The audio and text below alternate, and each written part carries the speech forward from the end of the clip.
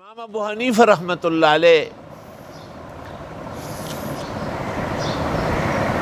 حضرت کو اللہ تعالیٰ نے عجیب مقام ملکہ دیا ہے کہ آپ کے تمام شاگرد فضیلت علم سے آراستہ تھے، خاص کر امام ابو یوسف رحمۃ اللہ علیہ اور امام محمد ظفر وغیرہ۔ تو امام ابو یوسف بیمار تھے، امام ابو حنیفہ عیادت کے لیے تشریف لے گئے۔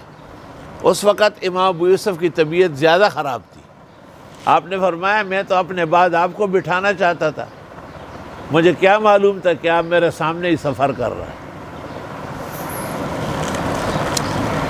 خدا کا کرنا تھا حضرت اقدس امام اعظم ابو حنیفہ کی برکت اقدام تھی کہ کچھ دیر بعد امام ابو یوسف کو باقاعدہ افاقہ ہوا۔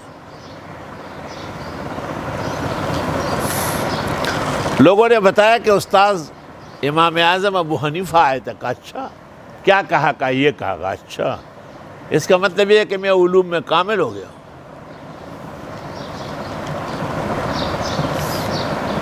کچھ دن جب گزر گئے، حضرت اقدس امام اعظم ابو حنیفہ پوچھتے تھے کہ مال یعقوب، کیا ہو گیا ابو یوسف کو؟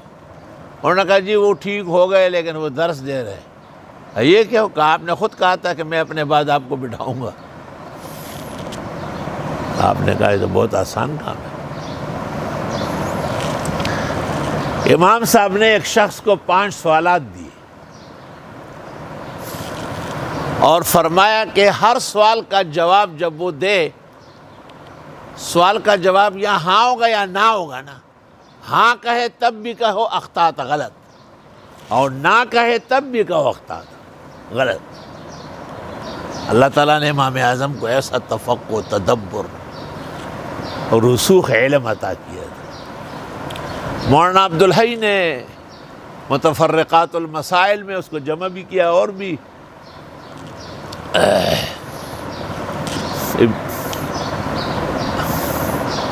بزرگان دین نے۔ مثلاً ایک سوال انہوں نے یہ کیا آ کر امام ابو یوسف کے درس میں کہ بما تفتح الصلاۃ، نماز کیسے شروع ہوتی ہے؟ انہوں نے کہا بالتحریمہ، یعنی اللہ اکبر سے۔ آپ نے کہا اخطأت۔ پھر سوچا کہ وہ ہاتھ اٹھانا ہے اور وہ سنت ہے، تو اس شخص نے پھر کہا کہ اخطأت، غلط۔ پھر اس شخص نے سوال کیا کہ ہانڈیاں پک رہی تھی، اوپر سے کوا گر گیا، حلال ہے یا حرام ہے؟ امام صاحب نے سوچا، امام ابو یوسف نے، کہ بڑا دیگ ہوگا ایک آدھ کوے کا، کیا فرق پڑتا ہے، نسیہ منسیہ ہو گیا، حلال ہے۔ فرمایا اخطأت۔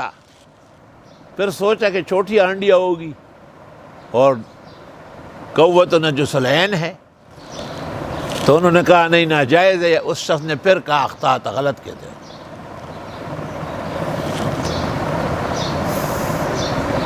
تیسرا مسئلہ یہ پوچھا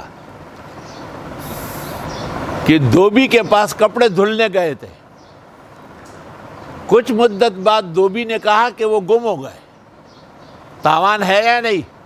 امام ابو یوسف نے سوچا کہ کپڑا تو متقوم ہے، یقیناً تاوان آئے گا۔ اس شخص نے کہا اخطأت، غلط۔ پھر سوچ لیا ہوگا کہ شاید سمت امانت غالب ہے، امانت میں ضمان نہیں ہے، تو بیان کیا، تو اس شخص نے کہا اخطأت، یہ بھی غلط۔ اسی طرح ایک خاتون ہے، کنیز ہے، اور وہ خود یہودیہ ہے، لیکن وہ حاملہ ہے مسلمان سے، کیونکہ اس کی مملوکہ ہے، اور وہ مر گئی ہے اور پیٹ میں بچہ ہے، کہاں دفن ہوگی؟ اس نے اعتبار کیا اہل کتاب کا یہود کے ہاں، فرمایا اخطأت، غلط۔ کہا اچھا بچے کا اعتبار ہوگا، لہذا مسلمان قبرستان میں، کہا اخطأت، غلط۔